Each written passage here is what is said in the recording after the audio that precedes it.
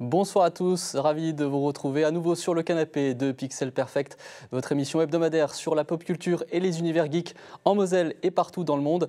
Cette semaine, comme d'habitude, des invités, des chroniqueurs et aujourd'hui, nous accueillons Clément Beauséjour. Bonsoir Clément. Bonsoir Jonathan. Merci d'avoir accepté l'invitation. Avec toi, on va parler jeux de société puisque tu viens de lancer la première société d'édition en Moselle, Fish in the Sea, avec une première création que tu as apportée, Tokomaya. Voilà, on va y jouer ensemble dans quelques instants. À tes côtés sur le canapé, c'est aussi le retour de mon ami et néanmoins journaliste, collègue sur Moselle TV, Émeric Guillaume. Salut Eric. Salut, content d'être là. On va parler un petit peu cinéma et Marvel ensemble tout à l'heure. On adore mettre des masques. Exactement. Faire les super-héros. Parce qu'on est des vrais super-héros. Et on ira aussi ensuite du côté de la fac de Metz avec un reportage sur le master médias numériques et jeux qui va ouvrir les inscriptions pour la nouvelle année dans quelques jours. Mais avant tout, on commence par la zone de test. Et notre test cette semaine, c'est donc ce jeu Tokomaya, le jeu qui est en précommande actuellement sur Ulule. Alors tu le présentes simple, stratégique et familial. C'est comme ça qu'il est présenté. Exactement. En fait, c'est tout le défi qu'on s'est donné à travers la création de ce jeu-là, c'est-à-dire faire le jeu le plus accessible possible et où tout le monde s'amuse, que ce soit les enfants, les personnes âgées, les débutants ou les experts. Alors tu as apporté un exemplaire qui est là sur notre plateau. Oui. On va rapidement, alors présente-moi un petit peu ce qu'on peut retrouver dans ce coffret. Eh ben, alors dans ce coffret, en fait, tu vas avoir des cartes de jeu, donc 81 cartes de jeu, des cartes qui vont de 1 à 5 avec des jokers, et aussi des jetons, donc des jetons de majorité. Donc c'est des jetons en fait qui vont dans le cours du jeu, donner un twist à ce jeu pour... voilà, les joueurs vont se battre au final pour récupérer ces majorités-là. Alors le but du jeu, donc, globalement, ce qu'on peut dire, c'est le but du jeu, c'est de faire des brelans, c'est ça? Exactement, des brelans.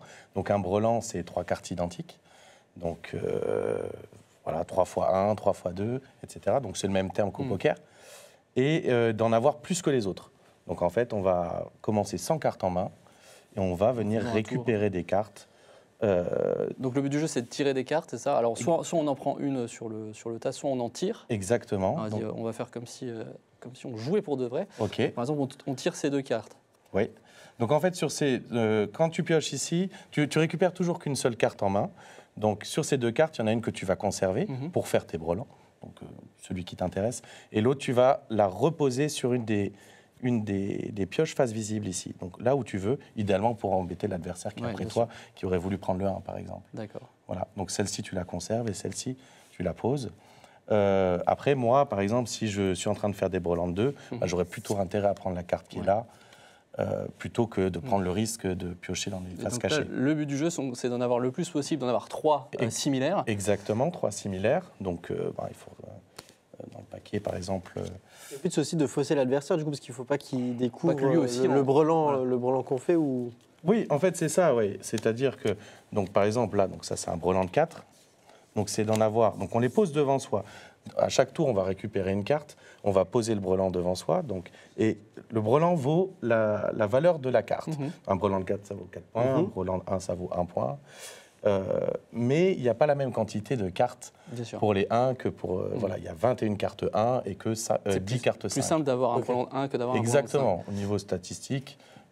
Voilà. Par contre, ça rapporte moins de points. Voilà, en termes de points, c'est-à-dire qu'à chaque fois que tu fais un brelan par exemple, de 4, tu gagnes 4 points, des brelans de 3, tu gagnes 3 points, etc. C'est ça. Plus les points qui proviennent des majorités. Exactement. Si tu as un brelan de plus que ton adversaire, tu vas récupérer ce fameux jeton majorité.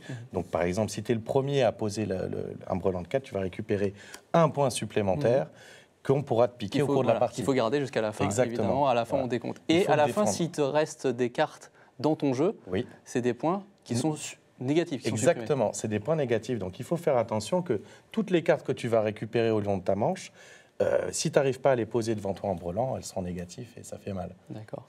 Alors donc Tokomaya, c'est votre premier jeu. La société Fish in the Sea, qui est donc toute nouvelle, nouvelle société maison d'édition. C'est une première en Moselle, il n'y en avait pas jusqu'à présent. Il y en a eu qui s'appelait Paradise Game, mais qui actuellement ne fait plus d'édition de jeux. Peut-être que ça reviendra. C'est Quentin d'ailleurs, quelqu'un qu'on connaît.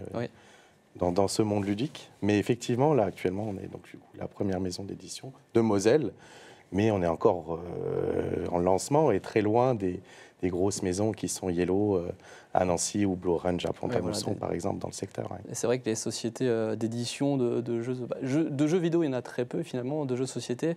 Alors c'est peut-être il y a beaucoup de concurrence aussi avec le reste de la France. En fait, il n'y a pas non plus moult de maisons d'édition. Il y en a à peu près 180, je pense, de mémoire, quelque chose comme ça. Bon, ça fait quand même il y en a de toutes sortes. Mais effectivement, il y en a qui sont implantés depuis très longtemps.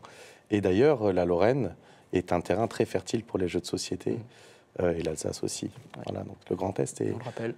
La Moselle est une terre de jeu, n'est-ce pas ? Exactement, c'est le dicton ces dernières semaines. Voilà, donc Tokomaya, vous le trouvez sur Ulule pour les précommandes actuellement. Les livraisons sont prévues en juin 2024. Exactement. Et pour les livraisons en boutique, ce sera en septembre 2024. Merci beaucoup de nous avoir présenté ce jeu. Évidemment, vous retrouverez les liens dans la description du replay de l'émission. On passe maintenant à la deuxième partie de l'émission avec notre grand format.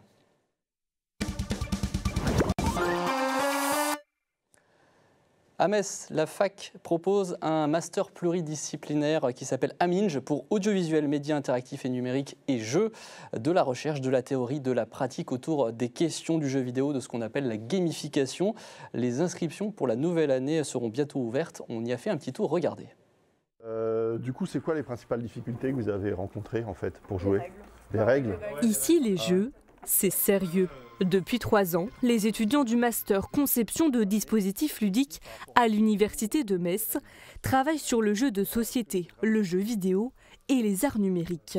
On est en train de jouer à Mario Football, un vieux jeu sur la GameCube, parce que nous, on s'intéresse au quotidien du jeu vidéo et les interactions sociales qu'il peut y avoir lorsque plusieurs personnes jouent à un jeu vidéo en local. Aujourd'hui, un autre groupe analyse les relations entre physique et numérique sur un jeu de plateau. L'entrée du manoir est juste devant vous, l'investigation est terminée et si un investigateur fuit... Nous, on a Les Demeures de l'Épouvante, c'est un jeu de société qui reprend l'univers de Lovecraft. Et notre étude, ça va être sur les différents supports qu'il peut y avoir dans un jeu et comment ils fonctionnent les deux. Là, on a un support numérique où il y a une application qui permet de jouer. Mais en même temps, il y a le support physique et comment les deux ils se connectent. Est-ce qu'il y a des interférences entre les deux? Est-ce que justement ils sont hyper complémentaires? Enfin, mon but à moi, en sortant du master, c'est d'être chargé de projet pour des maisons d'édition de jeux de société. Les débouchés sont nombreux et le directeur du M2 peut se réjouir d'avoir 8 étudiants sur 10 qui trouvent un emploi après le diplôme. Je veux dire, j'ai certains de mes anciens étudiants qui sont aujourd'hui devenus youtubeurs professionnels, reconnus, avec des millions d'abonnés, etc. Quand j'ai commencé à enseigner, le métier de youtubeur n'existait pas. Et c'est aussi pour ça que je milite fortement pour le lien entre la recherche et la formation. C'est qu'en formant à la recherche, on forme à l'innovation. Et justement, nous, ce qui nous distingue, c'est que l'on n'essaye pas nécessairement de viser un métier en particulier, mais de viser une multitude de métiers, voire de permettre aux étudiants aussi d'inventer leur propre métier. D'abord installé à Blida, le parcours a intégré les locaux de l'IUT du Saulcy.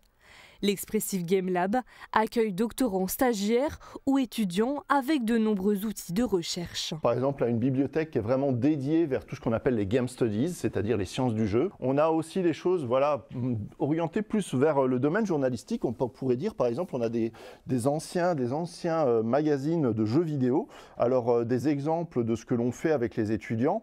Là, actuellement, j'anime un cours qui s'intitule Atelier Recherche. Et donc, on initie les étudiants de master à faire de la recherche sur les jeux. Donc je leur donne des thématiques, par exemple, c'est quoi construire une critique journalistique d'un jeu vidéo, qu'est-ce qui fait un bon jeu d'après les journalistes, ou encore comment on gère la difficulté dans un jeu vidéo, comment on la crée. Les inscriptions pour la prochaine année seront lancées le 26 février prochain. Et à noter aussi qu'une journée porte ouverte virtuelle aura lieu sur Discord de la fac, sur le Discord de la fac d'Infocom. Ce sera le 15 février prochain. Toutes les infos sont à retrouver sur les Twitter @messjeux et @messnum. Allez, on passe à l'actu de la semaine.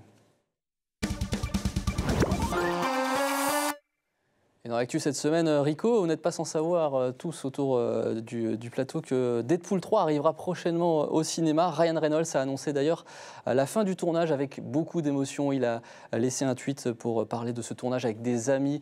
Le cœur brisé de perdre son ami Hugh Jackman qui revenait exceptionnellement en Wolverine pour ce film. Le 24 juillet, Deadpool arrivera donc officiellement dans le MCU. Et même si dans le MCU, normalement, c'est interdit d'avoir des films moins de 16 ans, bah là, il y en aura un. On considère que ça pourrait même sauver une licence qui s'est un petit peu perdue ces derniers temps, Rico. Pour avoir discuté avec Ryan Reynolds au téléphone, je suis en fond normalement sur la pub. C'est absolument faux, mais c'est vrai que voilà, Marvel fait partie de ces licences qui s'est un petit peu perdue. Alors non pas, on va dire, ils suivent leur ligne directrice depuis plusieurs années maintenant, mais le multivers aujourd'hui à suivre c'est compliqué. Il faut aller voir les films, il faut regarder les séries, peut-être presque faut lire maintenant aussi pour tout comprendre.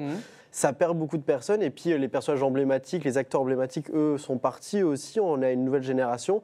Donc c'est compliqué et de faire du neuf avec du vieux, bah, souvent ça fait plaisir. Et c'est un peu la mode en ce moment aussi de ramener voilà, tout ce qui était vieux au goût du jour. Donc là, c'est ce qu'a réussi à faire Ryan Reynolds avec Deadpool 3. Je pense que c'est ce qui va permettre de relancer, du moins sur le court terme, cette licence. Tu le dis, à part les Gardiens 3 qui ont été un peu encensés depuis la surprise Spider-Man No Way Home, qui était vraiment le gros film fort de la fin de la partie Endgame, on fait rentrer les anciens héros du multivers Marvel. Il y a les X-Men qui arrivent, il y a Deadpool qui arrive dans le MCU, il y a Wolverine qui revient. C'est peut-être ça la solution. On en avait déjà parlé dans une autre émission, justement, où on disait peut-être faire du neuf avec du vieux.